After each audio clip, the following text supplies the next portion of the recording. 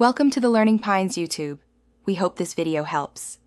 In this video, I will explain how to make a darker gumbo roux. First, begin with equal parts fat and flour, typically 1 cup of each, in a heavy-bottomed pot. This foundation is crucial for a rich, flavorful roux. Keep your heat at a medium-low setting to ensure a slow, controlled cooking process.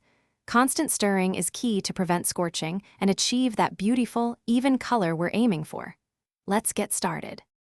As your roux cooks, you'll notice it gradually changing color. It starts blonde, then progresses to a peanut butter shade, and eventually a rich chocolate brown. This transformation takes time, often 30 to 45 minutes, so be patient. The key is consistent, gentle stirring, ensuring no flour sticks to the bottom or sides of the pot. This prevents burnt bits that can ruin the flavor of your gumbo. Keep that heat steady.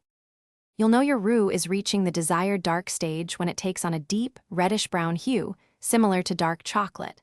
It will also develop a distinct, nutty aroma, a sign of perfectly toasted flour. The texture will become smoother and slightly thinner than when you started. At this point, it's crucial to work quickly.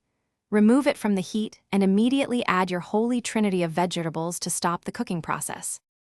To ensure success, always use a sturdy wooden spoon or a heat-resistant spatula for stirring.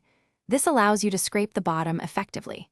Have your chopped onions, celery, and bell peppers, often called the Holy Trinity, prepped and ready to go. Adding them immediately to the hot roux stops the cooking and infuses your gumbo with incredible flavor. For more cooking tips and other great deals, be sure to check out the description below this video. Happy cooking, and enjoy your delicious, dark gumbo. Thanks for watching. Consider subscribing if we helped you.